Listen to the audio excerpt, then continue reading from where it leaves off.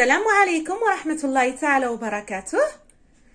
Bonjour tout le monde et bienvenue sur ma chaîne Les délices d'ici et d'ailleurs de Wafa.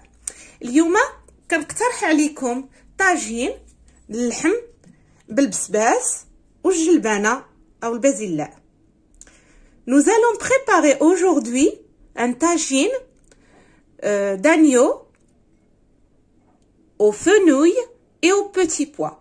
Suivez-moi jusqu'à la fin pour découvrir tous les secrets de cette recette. إذا تابعوا معنا حتى الأخير باش تعرفوا كيفاش وجدت هاد الطاجين الجديد والرائع. بسم الله توكلنا على الله. بسم الله. إذا هاد الطاجين هذا غادي نحتاجو فيه بطبيعة الحال اللحم. خديت هنايا اللحم ديال الغنمي تقريبا 500 غرام. J'ai choisi quelques morceaux d'agneau, 500 grammes à peu près.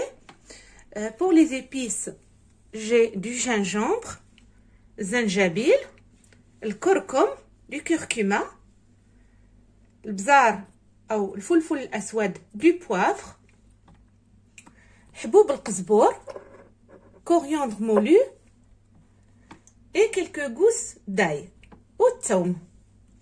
غادي نحتاج كذلك القزبور والمعدنوس, du persil et de la coriandre fraîche, un oignon émincé, بصلة مفرومة, البازلاء, طماطم, des petits pois et une tomate concassée, de l'huile d'olive, زيت الزيتون, الشمر أو البسباس حنا كنقولوا له.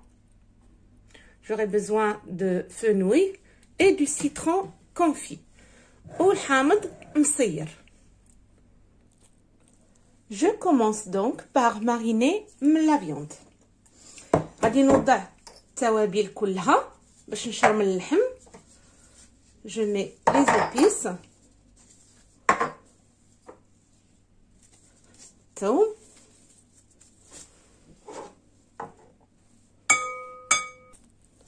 شويه ديال الربيع كذلك, un peu de persil et de coriandre,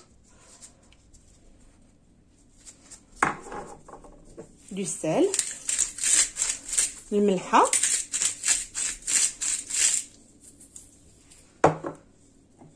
وكاس كبير ديال الماء et un grand verre d'eau. كنخلط, je mélange وكنوضع اللحم في هذا الخليط et je mets la viande.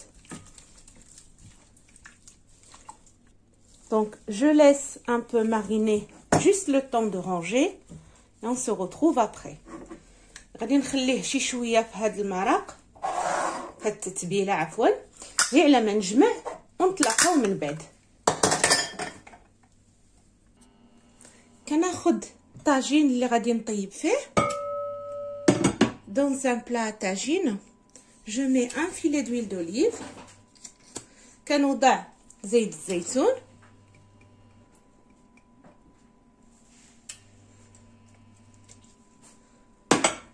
كنخليها تسخن شي شويه, ومن بعد غادي نوضع القطع ديال اللحم باش تقلى شي شويه. Et je fais revenir la viande.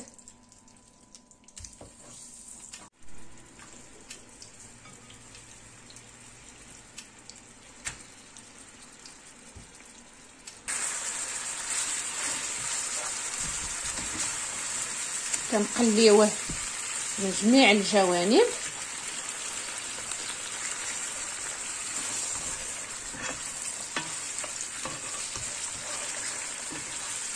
بحال هذا الشكل هذا.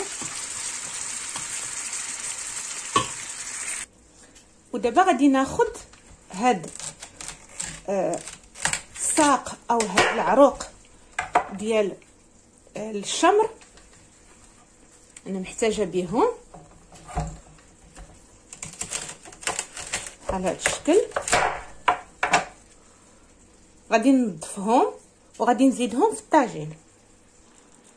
Et maintenant, je vais disposer les tiges de fenouil en dessous de la viande pour plus de goût. غادي نوضعهم من التحت اللحم باش يزيدوا يعطيونا النكهه ديال البسباس في اللحم.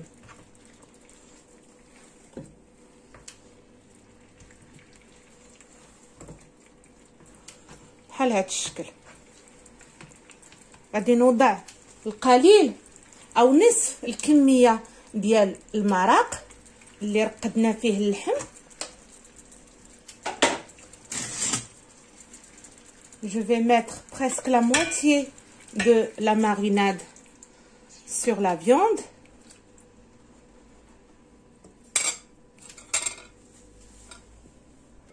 غادي نغطيه ونخليه يطيب على عافيه مهيله تقريبا 30 دقيقه. Je vais laisser cuire sur feu doux à peu près 25 à 30 minutes. Maintenant, je prends le fenouil, j'enlève la partie basse. كناخذ الشمر البسباس وغادي نقطعو بحال هذا الشكل على 4.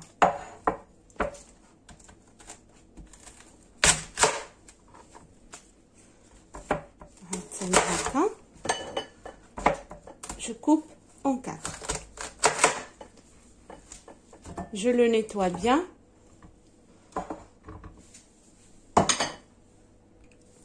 كناخذ كذلك الحامض مصير. Je prends la moitié d'un citron confit et je le coupe en petits morceaux. وغادي نقطعو قطع صغيرة.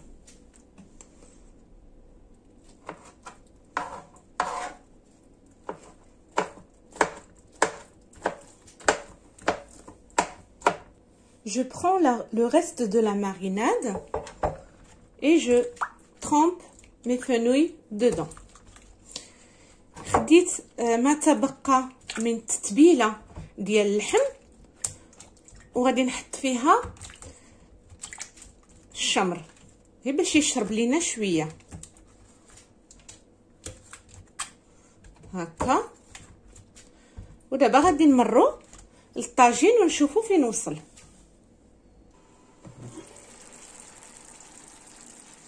دابا غادي نضيف البصله. جو راجوت لي زونيون.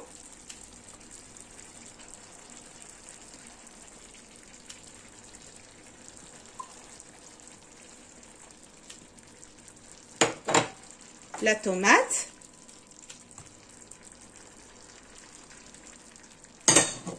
طماطم حتى هي ضفتها. كنضيف البازلاء الجلبانه. جو راجوت لي بتي بوا.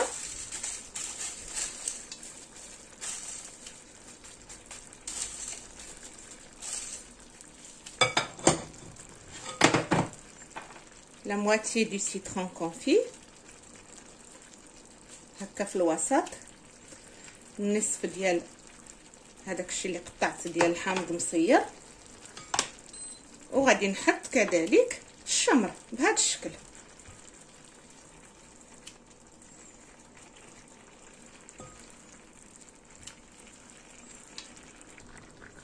كنضيف عاوتاني شويه ديال البازلاء. القزبور والمعدنوس. les herbes, le persil et la coriandre. وما تبقى من الحامض كنوضعوه هكا في الجناب باش كيطلق لينا واحد البنه لذيذه هكا. من بعد كنضيف ما تبقى من التتبيله et je rajoute le reste de la marinade.